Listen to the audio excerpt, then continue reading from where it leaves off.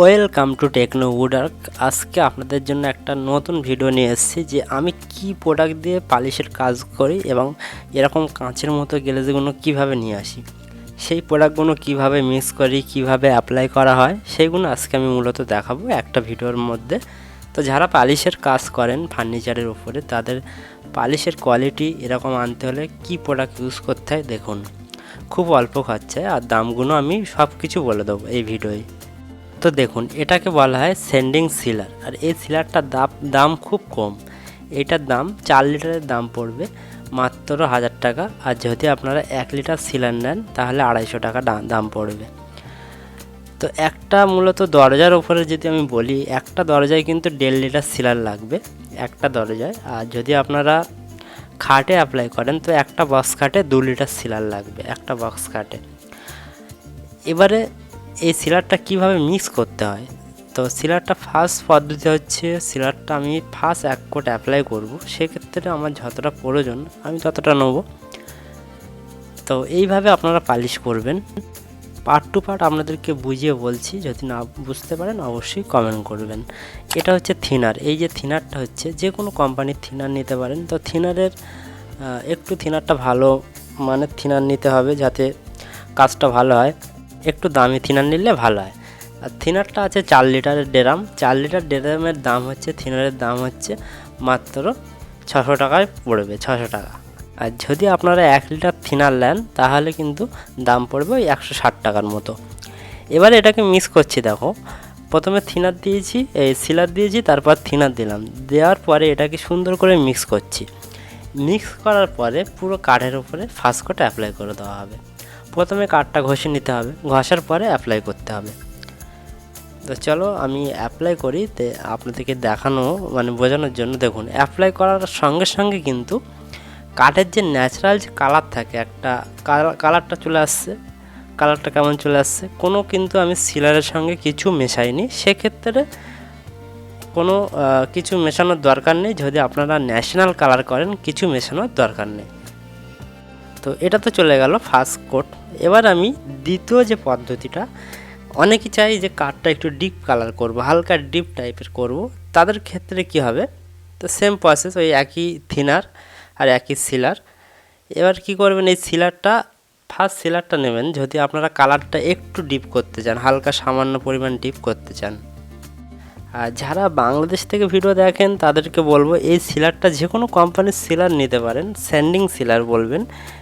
Sanding সিলার ক্ষেত্রে কি হয়, এটা আপনারা হাত দিয়ে অ্যাপ্লাই করতে পারেন বা অথবা স্প্রে মেশিন দিয়ে অ্যাপ্লাই করতে পারেন। আর স্যান্ডিং সিলারের সঙ্গে কোনো হার্ডনার দিতে হয় না, এর ওপরে ডাইরেক্টলি আপনারা পিউ বা কোনো বার্নিশ অ্যাপ্লাই করলে পুরো গ্লাস চলে আসে কাঁচের মতো। এবার পদ্ধতিগুলো শিখতে হবে যে কীভাবে অ্যাপ্লাই করতে হয়। একই প্রসেস, যতটা সিলার নিয়েছি ঠিক তার হাফ পরিমাণ থিনার নিয়েছি। এবারে কি করবেন, যেহেতু কাঠটা একটু ডিপ কালার করতে চাইছেন, সেক্ষেত্রে আপনারা কি করবেন, এটা হচ্ছে উড স্টিনার। এই উড স্টিনার যে কোনো রঙের দোকানে পেয়ে যাবেন। উড স্টিনারটা অনেক কালার থাকে, এটা বলা হয় ওয়ালনাট কালার। ওয়ালনাট কালারটা আপনারা নেবেন, নিয়ে একটা হালকা পরিমাণ সিলারের সঙ্গে দিলে এটা কিন্তু ডিপ চলে আসবে। তো এই যখন আমি সিলারটা দেখুন পুরো সাদা ছিল, এখন কিন্তু কালারটা ডিপ চলে এসছে। হয়তো কালারটা পুরো একদম ব্ল্যাক কফি টাইপের লাগছে, কিন্তু যখন অ্যাপ্লাই করবেন তখন কাঠটা কিন্তু হালকা ডিপ চলে আসবে। এবার আমি পার্ট টু পার্ট আপনাদেরকে দেখাই। এই যে ডিপটা চলে এসছে, আমার আগের ভিডিও আপনারা দেখতে পারেন, ডিসক্রিপশনে ভিডিও দিয়ে দেবো, সেখানে গিয়ে দেখে নিতে পারেন যে কালারটা আমি কীভাবে অ্যাপ্লাই করি। মূলত আজকের ভিডিওটা আপনাদের বোঝানোর জন্য ভিডিওটা বানাচ্ছি যে এইভাবে অ্যাপ্লাই করতে হয়, এইভাবে মিক্স করতে হয়। সেক্ষেত্রে আমি আজকে অ্যাপ্লাই করে দেখাবো না কাঠের ওপরে, শুধু জাস্ট মিক্সটা করব আর আপনারা দেখবেন। তো এটা হচ্ছে ফার্স্ট পদ্ধতি। এইগুলো মিক্স হয়ে গেলে এর পরের পদ্ধতি হচ্ছে যে মেন যে গ্লাসটা কীভাবে নিয়ে আসা যায়, কাঁচের মতো যে গ্লাস। সিলারটা অ্যাপ্লাই করা হয়, এটা অ্যাকচুয়ালি প্রাইমার টাইপের। এটা অ্যাপ্লাই হয়ে গেল, এর ওপরে ডাইরেক্টলি আপনারা পিউ স্প্রে করলে কাঁচের মতো চলে আসবে। এবার এটা আপনারা হাত দিয়ে অ্যাপ্লাই করতে পারেন। এবারে যেটা আমি দেখাচ্ছি এটা হচ্ছে পিউ, যে পিউটা যেটাকে বলা হয় পিউ পালিশ, অনেকেই বলা হয় পিউ পালিশ। তো এইটা হচ্ছে কীভাবে মিক্স করবেন সেটা দেখাবো। পিউ পালিশটা মূলত যাদেরকে আপনারা বলেন যে পিউ পালিশ কীভাবে করেন, তো এটা হচ্ছে পিউ। আর এই পিউটা মিক্স করার পরে যখন সিলারের ওপরে অ্যাপ্লাই করবেন তখন কিন্তু কাচের মতো গ্লেজ চলে আসবে। সিলার অ্যাপ্লাই হয়ে গেলে এই প্রোডাক্টটা এখন যেটা আমি অ্যাপ্লাই করব, মানে মিক্সটা করব, সেটা দেখে নিন। এটা হচ্ছে হার্ডনার, যেটা আমি খুলছি এখন, এটা হার্ডনার বলা হয়। আর পিউটা হবে পুরো সাদা, একদম প্লাস্টিক টাইপের, মানে কাঠের ওপরে মারলে পুরো কাঁচের মতো জ্বলবে। আর এটা অ্যাকচুয়ালি কাঁচ টাইপের। এটা পুরোটা আমি ঢেলে নিচ্ছি। এটা স্যানলাক্স কোম্পানির, আর এটার দাম পড়বে 500 টাকা দাম পড়বে। এখন হয়তো একটু দাম বেড়ে গেছে।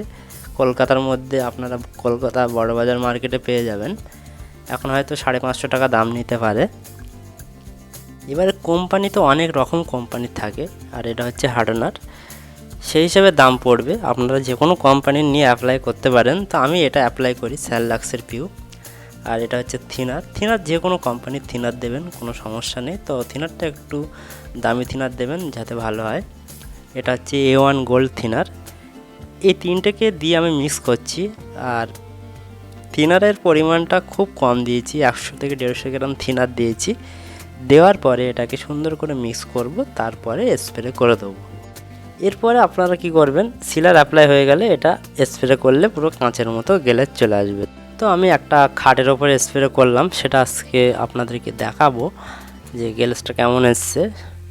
তা আজকে মূলত ভিডিওটা আমি এমনভাবেই বানালাম যে এইগুলো প্রোডাক্ট দিয়ে আমি পালিশের কাজ করি, আর এই প্রোডাক্টগুলো খুব দাম কম পড়ে।